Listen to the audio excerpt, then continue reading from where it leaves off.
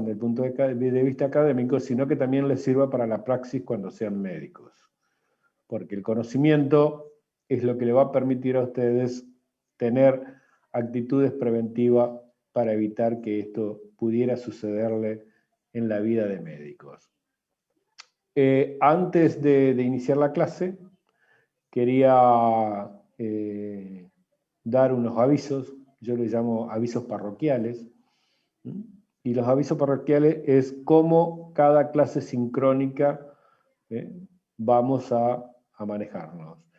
La clase sincrónica está prevista en dos momentos. El primer momento es la clase teórica propiamente dicha, que va a ser de las 16 a las 17 horas. Y de las 17 horas en adelante es lo que se llama clase de consulta. Es decir, es el momento en el cual ustedes, sobre los temas teóricos pasados, podemos aclarar sobre ese tema o hablar sobre los casos que nosotros pongamos con ustedes para que ustedes los resuelvan. Es decir, de las 17 en adelante va a ser clase de consulta. Por lo tanto, ¿qué significa? Significa que la obligación de la presenciabilidad es durante la primera hora, de 16 a 17 horas. De 17 horas en adelante, voluntariamente, el que quiera hacer una consulta, sigue en la sala. Este va a ser el procedimiento que vamos a hacer en todas las clases sincrónicas. Este segmento comienza hoy y finaliza con la última clase sincrónica, con la séptima clase sincrónica. Ahí terminamos todo el segmento de los temas que vamos a tratar. La primera clase, esta que estamos desarrollando, la van a tener conmigo. Las próximas 4 clases las van a tener con la doctora Belén Pancera y el doctor Sebastián Amut. Ellos van a ir interactuando en el transcurso de la clase y las 2 últimas clases vuelven a tenerla conmigo. ¿De acuerdo? En el entorno virtual, cada vez que subimos alguna actividad, ustedes por mensajería van a recibir el mensaje, como lo que recibieron los que hoy, antes de esta clase, tuvieron los datos para poder ingresar a la sala a través de la mensajería. Y ustedes también a través de la mensajería pueden preguntar todas las cuestiones que tengan dudas o lo que fuera. El manejo de la mensajería es lo que más propiciamos porque es un contacto y nosotros eso lo contesto yo permanentemente con respecto a obtener un diálogo con todos ustedes online a través de la mensajería del entorno virtual. ¿De acuerdo? Lo último que quería decirle es lo que va a controlar Giselle, y es el presente. ¿Cómo vamos a dar el presente? El presente ustedes van a enviar por chat, lo vamos a hacer ahora, el nombre y apellido de ustedes, con su número de documento, y eso es lo que queda registrado, que es el presente de la clase. Así que les pido por favor que envíen por chat. ¿Alguna pregunta de lo que les comenté, de cómo vamos a hacer el diseño? Bien. Hable ahora, calle para siempre, dice el viejo dicho. Voy a compartir la pantalla.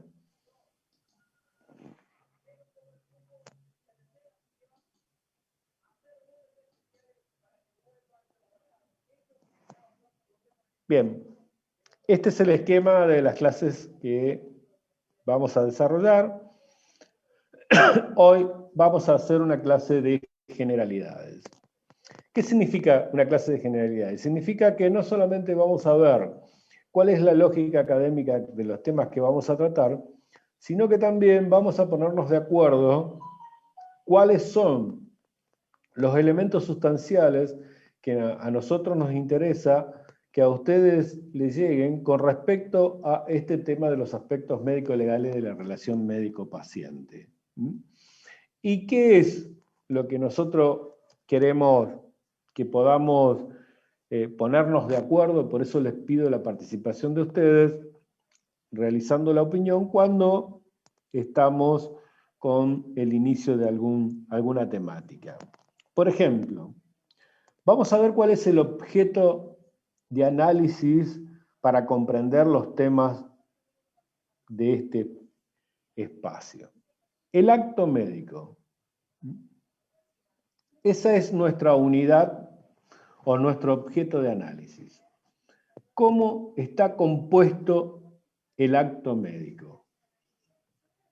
Porque desde la perspectiva que analicemos el acto médico, es la forma en que vamos a poder comprender los temas teóricos que están involucrados en un acto médico.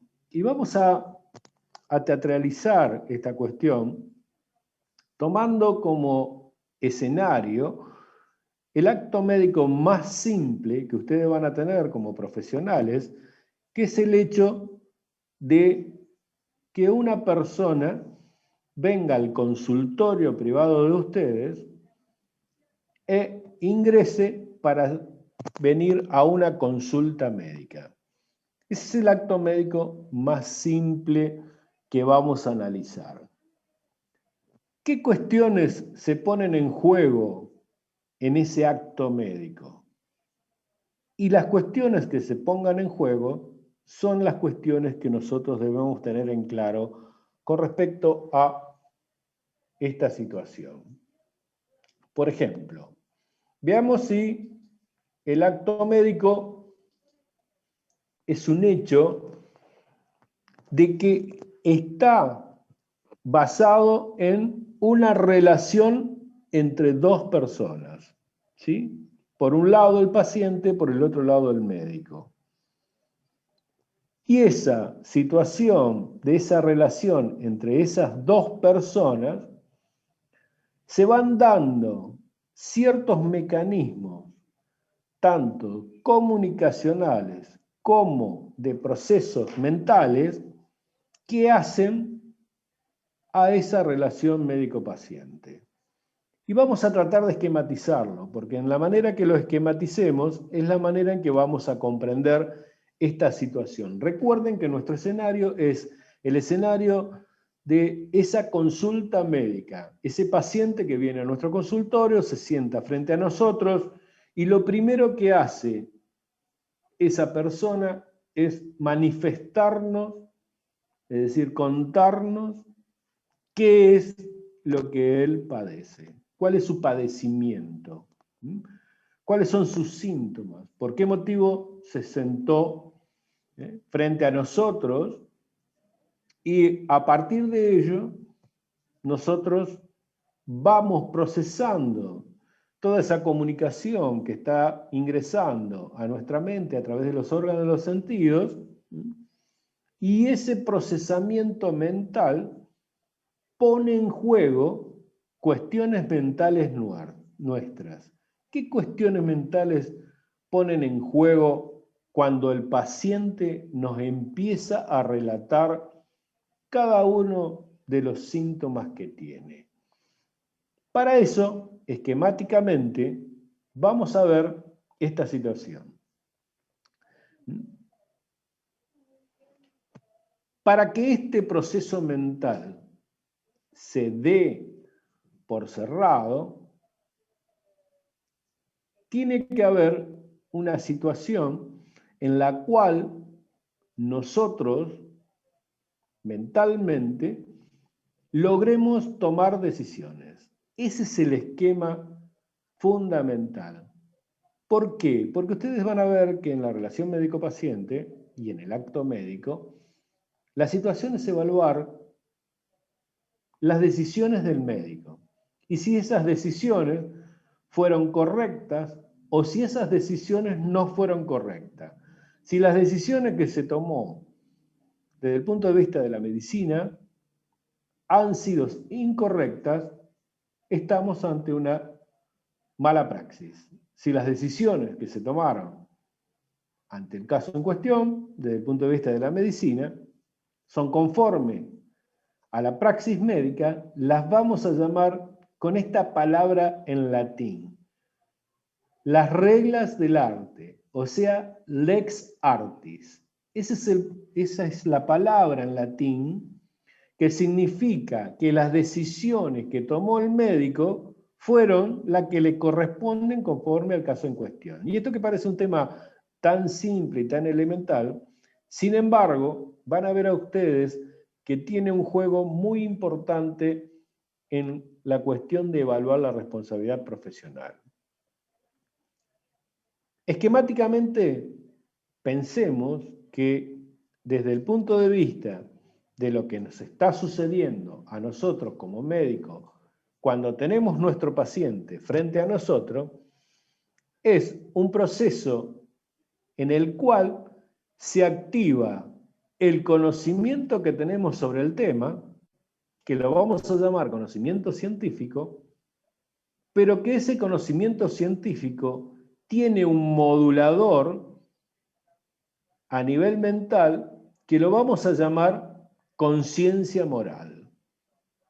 La conciencia moral es un modulador de nuestro conocimiento científico para la toma de decisiones. ¿Qué es todo este palabrerío?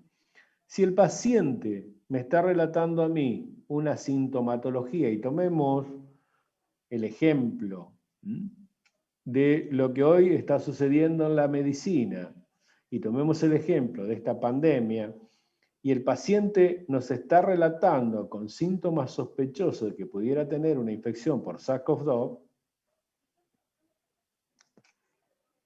los síntomas que nos está relatando, que han ingresado a nuestra mente, se están confrontando con el conocimiento científico que yo tengo de la patología. Y según el conocimiento que yo tengo con la patología, voy a tomar la decisión. ¿Y por qué va a ser el modulador la conciencia moral? Porque la conciencia moral es la que me va a permitir a mí, con ese conocimiento científico, qué cosas creo yo que debo hacer, no las cosas que yo debo hacer por el conocimiento científico, sino que la que yo creo que debo hacer. Y desde ahí va a salir la decisión. Tomemos el ejemplo. Supongamos de que a un paciente que nos relata toda la clínica de sospechosa de una probable infección por SARS-CoV-2, yo interpreto de que no es necesario que en ese momento se realice un hisopado. ¿Cuál es mi criterio? Me van a preguntar. Bueno, mi criterio pudo ser de que los síntomas no eran significativos, que no esté de acuerdo con los protocolos de esta pandemia y que por lo tanto consideré de que la conducta tenía que ser expectante. Si ponemos otro médico al lado nuestro, ante el mismo paciente y ante la misma clínica, probablemente él tenga una conducta distinta. Y la conducta podría ser, no, vamos a hisoparlo porque nos parece que es un criterio preventivo y que de esa manera podemos, fíjense en dos decisiones totalmente distintas y sin embargo ambos médicos tienen el mismo conocimiento científico. No es que uno tiene más conocimiento y el otro tiene menos conocimiento, sino que esquemáticamente ambos tienen el mismo conocimiento científico. ¿Y qué es lo que lo moduló? Esa modulación de tener diferentes conductas. El modulador de esas diferentes conductas es nuestra conciencia moral y no el conocimiento que se tiene sobre el tema. Y ya vamos a ver que cuando avancemos mucho más, vamos a ver con qué fortaleza sobre las decisiones que tomamos es nuestra conciencia moral. Y ahora los voy a llevar al otro extremo. Ustedes saben que tenemos una ley de interrupción voluntaria del embarazo. Y ustedes saben que hay médicos que aceptan y médicos que no aceptan esta ley. Los que no aceptan lo hacen basado en una objeción de conciencia. ¿Y qué es la conciencia? ¿Es el conocimiento científico?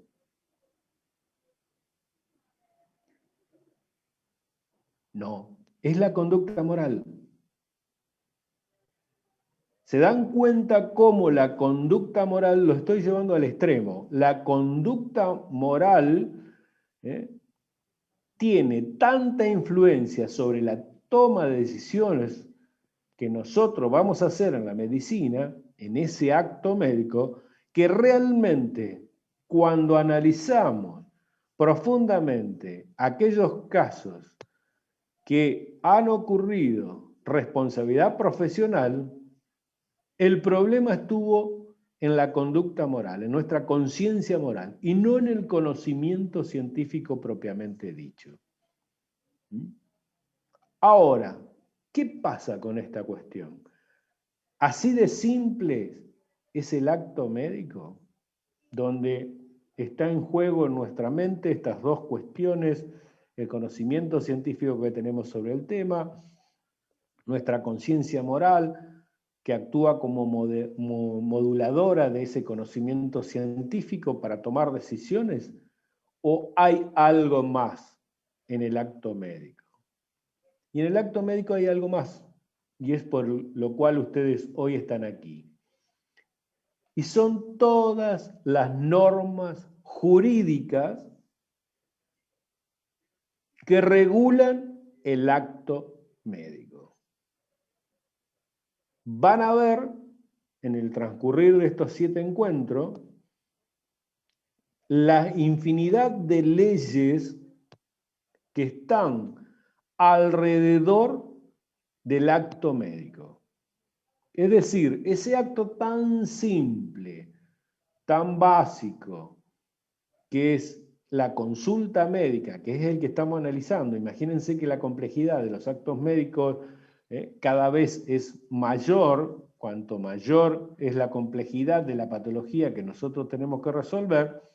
Por eso lo analizamos en esta unidad objeto de análisis, que es ese simple acto médico de la consulta médica. Para poder comprender todo este contexto teórico que hace al acto médico. Entonces, en ese contexto teórico que hace al acto médico, están las normas jurídicas. Y les voy a dar un ejemplo de hoy, que es lo que más ustedes tienen presente en virtud de que son casos que se manejan periodísticamente. Ustedes saben que ocurrió un hecho de violencia con el cantante Chano. Y ustedes saben que ahí intervino un médico psiquiatra en esa situación. Hoy todo eso está en un marco de una investigación judicial. Pero, ¿qué es lo que se ha mencionado con respecto a ese tema? Que está en juego la ley de salud mental. ¿Sí? Esto lo habrán escuchado por todos los medios. Que está en juego la ley de salud mental. Se está criticando a esta ley de salud mental. Ese es el contexto que estamos viendo acá del acto médico, de las normas jurídicas que hacen al acto médico. Es decir, ese médico que participó en ese hecho, que es el médico que hizo un diagnóstico. ¿Cuál fue el diagnóstico que hizo ese médico? Que el paciente había perdido su estado de conciencia y que se encontraba en un brote psicótico con una excitación psicomotriz. Ese diagnóstico que él hizo, lo hizo en base al conocimiento científico. Estuvo modulado por su conciencia moral. Pero hay un contexto de una ley que es la ley de salud mental, que es la que hoy se pone sobre la mesa y que va a juzgar la conducta de este médico.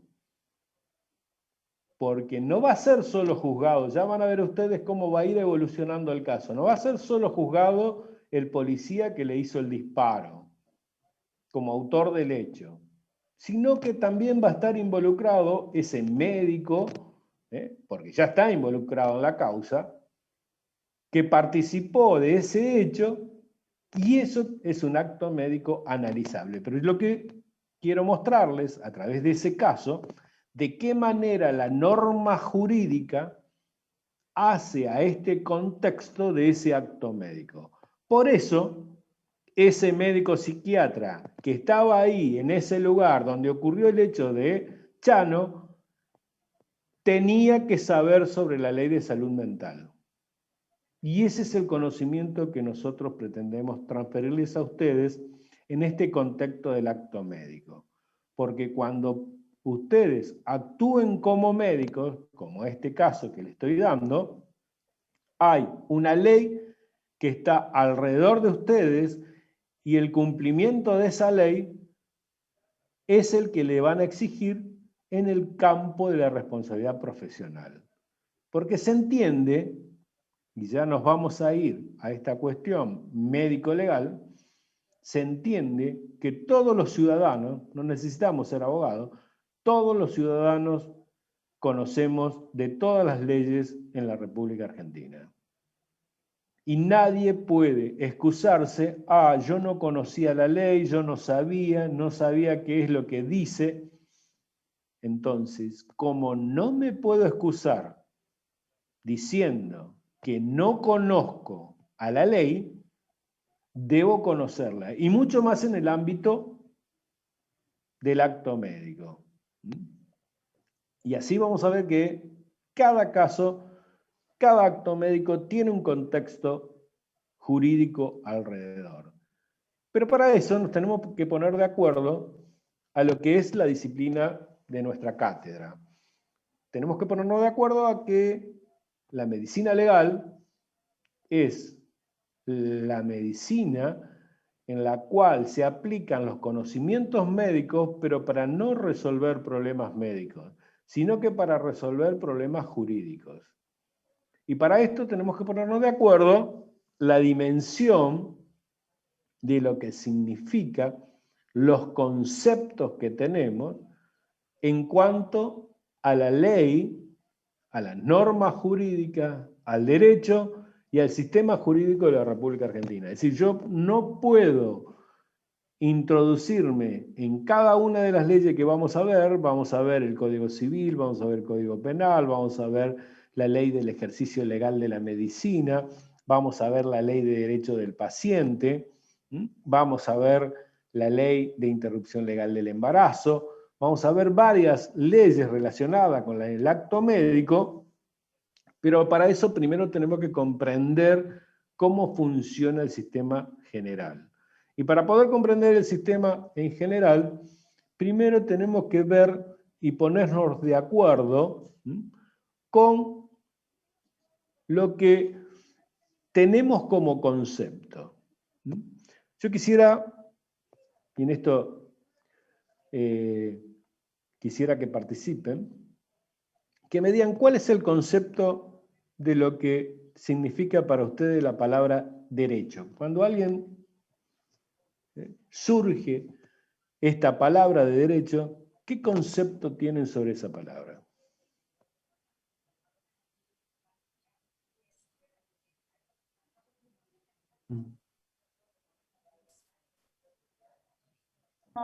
Sería como las libertades que tiene cada uno. Derecho como libertad que tiene cada uno. Claro.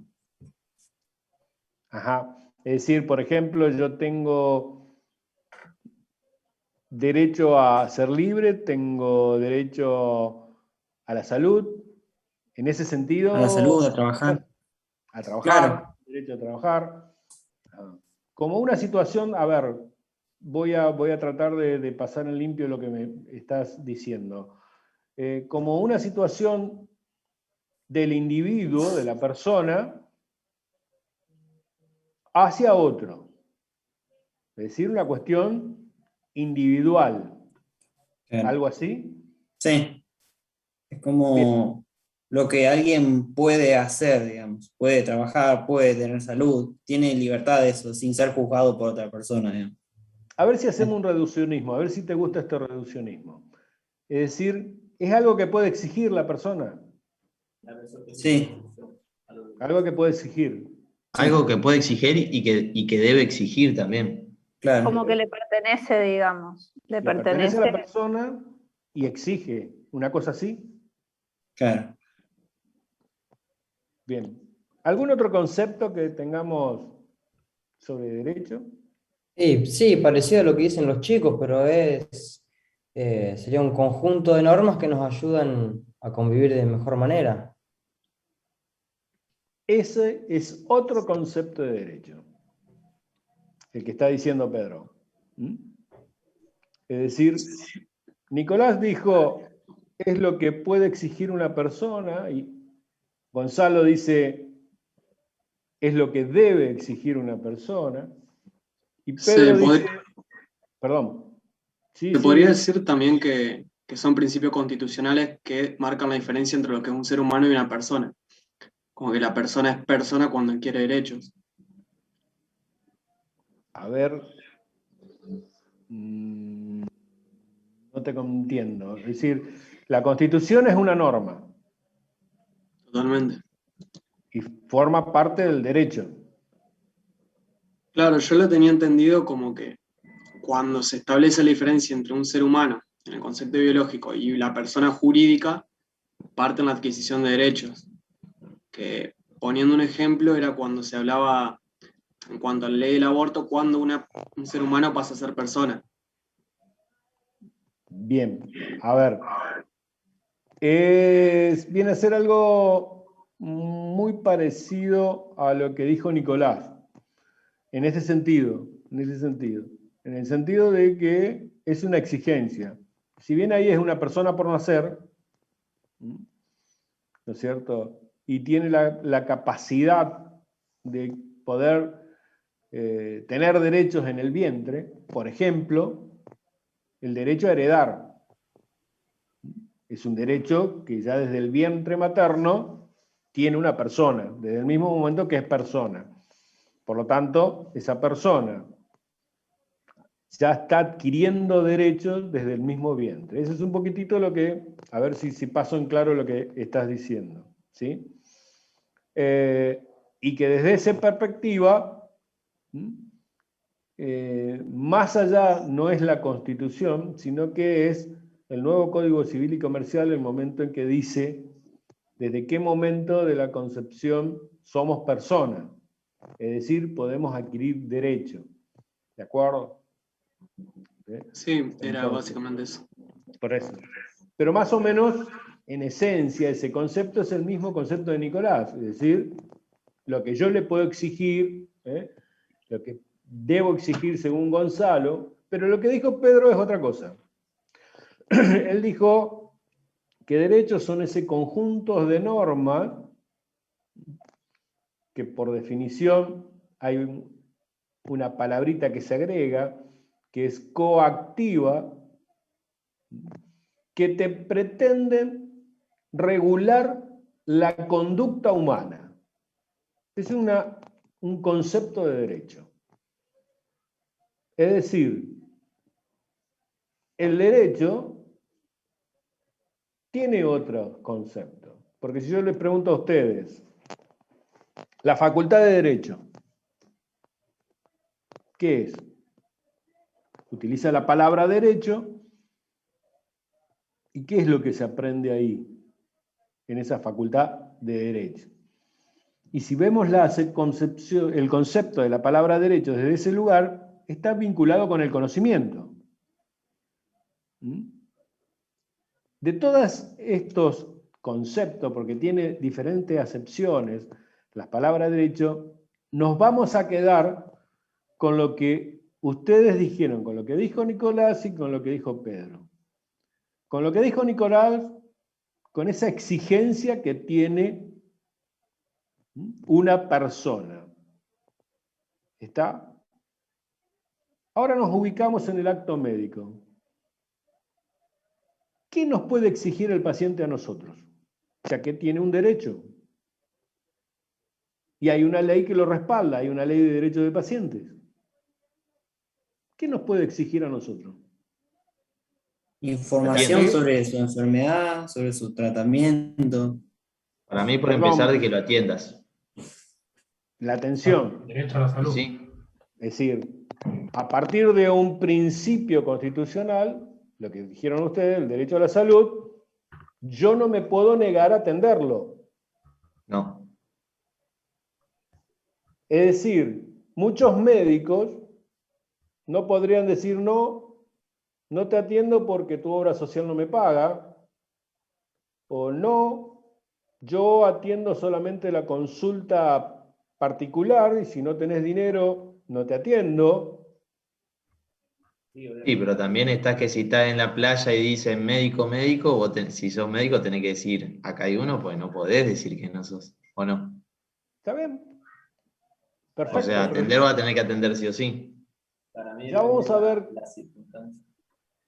ya vamos a ver cuál es la carga de ser médico, que es eso lo que está diciendo Gonzalo. ¿Cuál es la carga?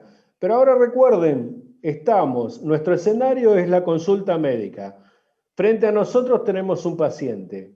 Y ese paciente, arrancamos que nuestro esquema, ¿no es cierto?, se ponía en juego. Mientras el paciente me relataba los síntomas que él padece, en mi mente ocurrían dos cuestiones antes de tomar una decisión.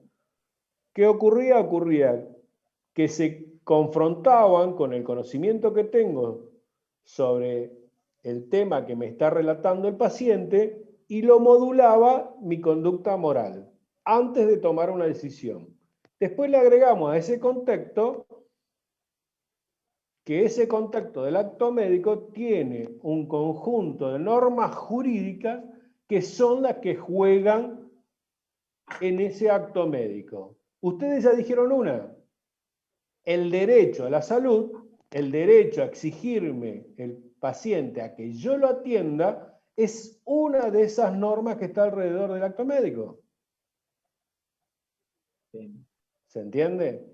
Y si yo me niego a atenderlo, sé que según la definición de Pedro, que es ese conjunto de normas coactivas que quieren regular la conducta humana. ¿Me están regulando mi conducta o no? Sí.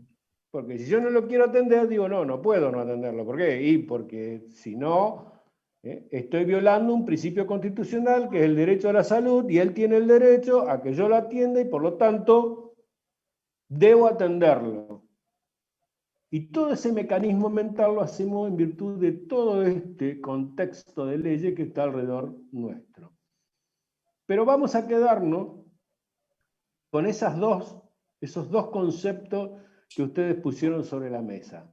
Por un lado, el concepto que es eso que puede exigir derecho. Ahora, les pregunto, ya sabemos cuál es el derecho que tiene el paciente. ¿Cuál es el derecho que tiene el médico en ese acto médico? Pues yo también soy ciudadano, yo también soy ser humano. Por lo tanto, el derecho no es que dice, no, el derecho es solamente para el paciente, no es el derecho para el médico. El médico es un ciudadano, es una persona, es un ser humano y tiene los mismos derechos que el paciente, la persona, el ser humano. Bien, pero en esta relación médico-paciente tenemos en claro cuál es el derecho que tiene el paciente y dónde está eso consagrado en la Constitución Nacional, el derecho a la salud. Ahora, yo médico, ¿qué derecho tengo en esa relación médico-paciente? A recibir una... Ejercer tu profesión, por ejemplo. A ejercer mi profesión. A que sea seguro ejercerla, o sea, tener las condiciones apropiadas para ejercer tu profesión. ¿Qué entienden por ejercer la profesión? Puede ser que sea recibir la remuneración, el Una derecho. retribución Claro. al acto. ¿Ustedes creen que en algún lugar hay alguna ley que le da derecho al médico de exigir una retribución? Si así fuera, si a mí no me paga el paciente, le digo, no te atiendo más. ¿Quién estaría en infracción? ¿El paciente que no me paga a mí o yo que soy el médico que no lo atiendo? Médico. El médico está en infracción ahí. Para mí, porque claro, la importancia del derecho a la salud para mí es como que pasa de mayor a los otros. Encima. Por supuesto. Lo que dijeron podría ser que tengas una instalación adecuada para poder tener esa consulta médica con el paciente, poder ejercer así la profesión, de seguro. Pero, ¿qué derecho es ese del médico? Igual, Lucía. una pregunta. ¿Qué No, derecho es ese? Vamos por Yo hablaba partes. de la parte de lo que habían dicho anteriormente, de poder ejercer la profesión en forma segura y en forma adecuada. Claro, yo me refería, por Pero- ejemplo, me mandan a mí a atender a un paciente con COVID sin medios de protección personal. Esperá. ¿Hasta dónde yo puedo decir que no porque va contra mi derecho a la salud como profesional también? Bien, vamos por partes. ¿Quién te manda? Vos me decís, te mandan a atender a un paciente. ¿Quién te manda? Y el empleador, el que lo contrató para que ejerza ese trabajo, digamos. Ajá, o sea que el Al empleador médico. tiene un gobierno sobre No, el el paciente te manda también. empleado. Pero te enviaron a ese domicilio sin protección, ¿quién es? El que te La empleó, institución. digamos. La institución que te empleó y que te dio ese trabajo. Bien. Ahí están en juego varias cuestiones. Ustedes están poniendo en juego una cuestión vinculada con el derecho de trabajar, que es el derecho que ustedes tienen como trabajador, porque por más que sean médicos son trabajadores. Y el trabajador tiene un derecho a exigir que el dueño le provea de los medios para poder ejercer su trabajo. Por lo tanto, si a mí no me proveen los medios para ejercer mi trabajo, yo puedo no ejercer mi trabajo y plantear la cuestión desde el punto de vista laboral, con quien me empleó a mí. ¿De acuerdo? Por lo tanto, acá el paciente no tiene nada que ver en esta cuestión, sobre los medios que me dan. Pero aparte lo que sí tengo que tener en claro es que yo no puedo dar el consentimiento de eso, porque entonces sí asumo la responsabilidad. ¿Qué significa? Significa que si yo voy a tomar la guardia ahora y en la guardia no tengo los elementos de protección para poder atender paciente con COVID, No puede abrirlo. y yo igual ejerzo, ¿sí? Estoy asumiendo yo el riesgo. Después no puedo excusarme con los medios que no me proveyeron. No crean que es un tema fácil de resolver. Porque si a su vez yo digo, bueno, yo no voy a hacer la atención médica porque no tengo los medios, y viene un paciente y no lo atiendo, puedo incurrir en un abandono de persona. En definitiva van a quedar siempre atrapados. Sí, esa es la verdad de la medicina. Ahí por diversas cuestiones te puedes plantear como objetor, por ejemplo, decir que no. No, espera.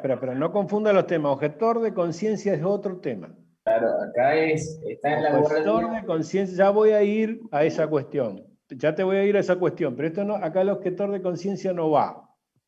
¿Está claro? Acá estás ahí, tener el paciente, tenés que atenderlo igual, a pesar de que no tengas nada, porque si no se muere el paciente y el tuyo igual. O sea, Debe haber Exacto. alguna jerarquía igual para mí, que se establezca alguna jerarquía de cuál es más importante sobre el otro o algo por el estilo. Exactamente, exactamente. ¿Mm?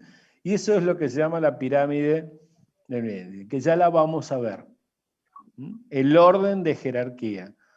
¿Por qué el derecho de la salud está en ese orden y el derecho al trabajo es en un orden inferior? Es decir, ahí es donde juegan los valores. Por eso ustedes van a tener un material de lectura que se llama Derechos Personalísimos. Y en ese material de lectura van a tener todo el derecho que tiene una persona con respecto a la atención médica y con respecto a la salud. Es decir, ¿a qué conclusión podemos llegar? Podemos llegar a esta conclusión, a ver si les parece. Si yo les preguntara, ¿qué es la justicia? ¿Qué me responderían ustedes? El regulador de los derechos de las personas. El regulador de los derechos de las personas. O lo que hace que se cumplan esas leyes, digamos, el ente que hace que se cumplan. Es decir, básicamente las leyes salen de las cámaras legislativas y senadores, ¿sí? Diputados y senadores, ahí están todos los representantes del pueblo, y el poder judicial es el que administra estas leyes. Pero la justicia no es el poder judicial. El poder judicial es la institución. La justicia sería castigar Es a como- con la ley. Es como, permitime, es como decir, y el hospital es la institución con respecto a la medicina. Eso es lo mismo el Poder Judicial con respecto a la justicia. ¿Está? Claro. La Entonces, justicia es más un valor Sí. moral, como decíamos antes. ¿la justicia es la Ok. verdad?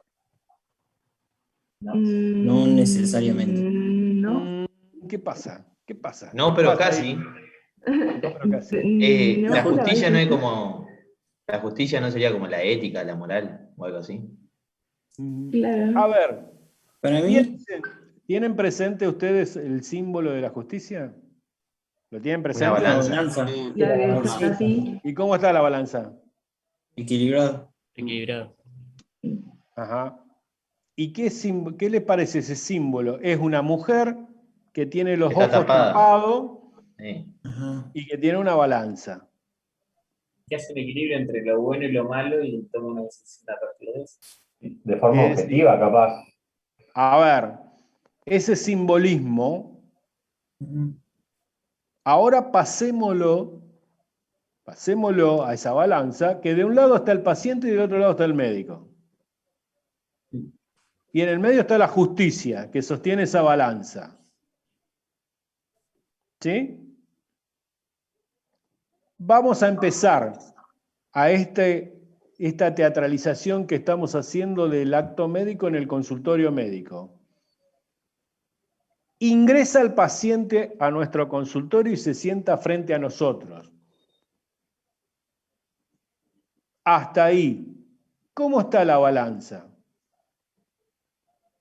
No hay nada, todavía no nos dijo nada, ¿eh? El paciente todavía no nos dijo absolutamente nada. Equilibrado. Está equilibrada. ¿Está equilibrada? Sí. Sí. Son dos ciudadanos que están en equilibrio. Los dos tienen lo mismo. Simbólicamente la palabra tienen lo mismo. Sí, porque son dos personas. Si hasta ahora Sí. uno no actuó como médico, otro no actuó como paciente. Bien. Ahora empieza a actuar el derecho a la salud. ¿Para qué lado se inclina la balanza? A favor. Para el paciente. Para el paciente. Para el paciente. Ajá. ¿Y qué es lo que se inclina para el lado del médico? Y hasta ahora no lo ¿Qué les supimos parece a decir. ustedes? ¿Qué se inclina de esa balanza simbólica de la justicia para el lado del médico? ¿Qué tiene el médico que no tiene el paciente? Más allá de plata como el doctor Amut y la doctora Pancera que tienen plata, más allá de eso, ¿qué tiene? El conocimiento. Exactamente. Claro, el conocimiento. El paciente no tiene conocimiento. ¿Entienden? Conocimiento estamos hablando sobre el tema de la medicina. ¿Sí? Entonces, para la justicia, la balanza se inclina mucho más para el conocimiento, para el médico, que para el derecho que tiene el paciente. Por eso en un juicio, supongamos, hipotéticamente, que va un paciente que lo denuncia al médico,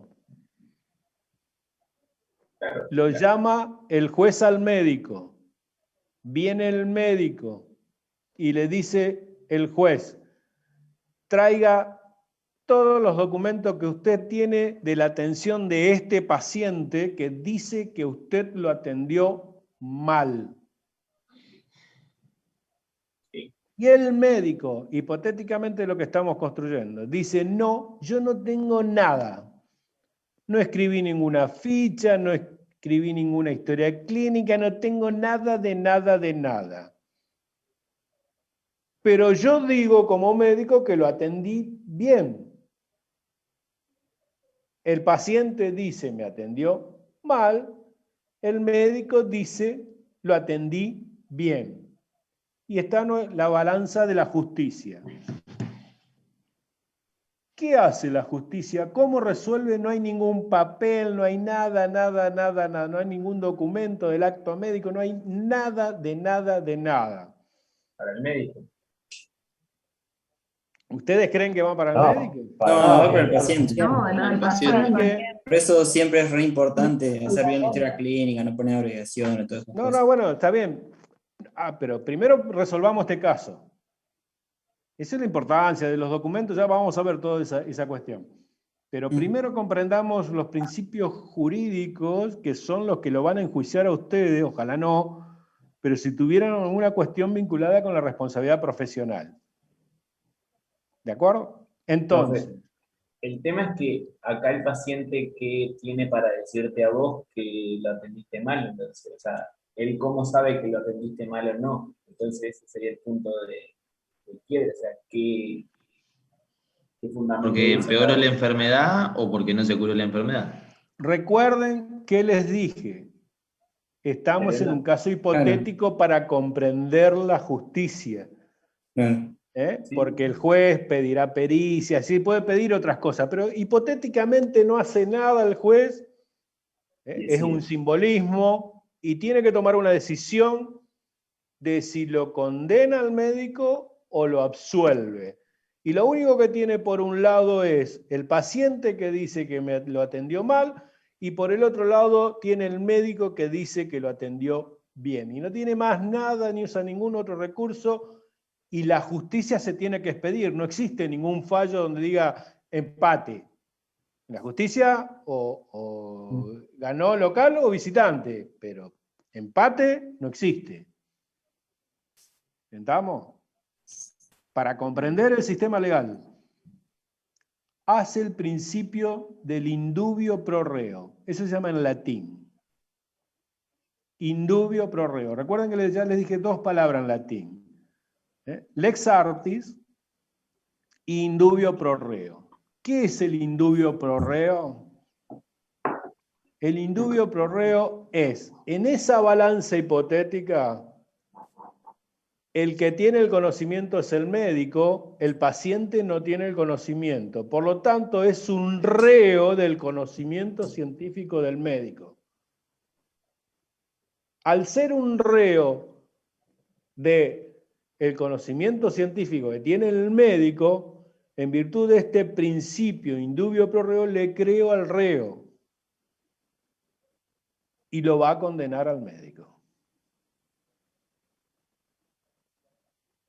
Porque la justicia no es la verdad, es ese equilibrio que se pretende llegar de las partes. Ese equilibrio que se pretende llegar de acá, de estas dos partes, médico-paciente, paciente-médico. Por lo tanto, debo comprender toda esa complejidad de leyes que está alrededor de ese acto médico tan simple como estamos analizando, que es esa consulta médica. ¿Se entiende? Y que realmente les he preguntado sobre derecho, y presten atención, ustedes tienen en claro el derecho que tiene el paciente. Sin embargo, les he preguntado qué derecho tiene el médico y ahí, y es así, no tiene derecho. ¿Cuál es único derecho consagrado? Lo que dijeron por ahí, por eso les dije que después lo iba a cerrar. En ciertas leyes, como es la interrupción voluntaria del embarazo, tiene el derecho a ser objetor de conciencia. Es decir, que el derecho del médico tiene que estar escrito explícitamente en una ley, como lo está en la ley de interrupción voluntaria del embarazo. Si no, no tiene derecho a nada. El que tiene el derecho es el paciente. Y a su vez, de fondo, si le tiene que creer a alguien, la justicia le va a creer al paciente. Recuerden el simbolismo que estamos con respecto a esta cuestión. Así que piensen cuán difícil es la praxis médica en este contexto. ¿De acuerdo? Por eso deben tener un conocimiento acabado de esta cuestión vinculada con la responsabilidad profesional. El martes próximo, Belén y Sebastián van a hablar puntualmente de responsabilidad civil, o sea, nos vamos a centrar en el Código Civil, después vamos a hablar de la responsabilidad penal, después vamos a ver de la Ley de Ejercicio Legal de la Medicina y después vamos a pasar a la Ley de Derecho del Paciente. Y retomamos el tema conmigo de eso que dejamos ahí, que es modulador de nuestro conocimiento, que es la conducta moral, nuestra conciencia y cómo juega en esta cuestión. ¿De acuerdo? Bienvenidos a esta primera clase. ¿Quedó alguna pregunta en el tintero?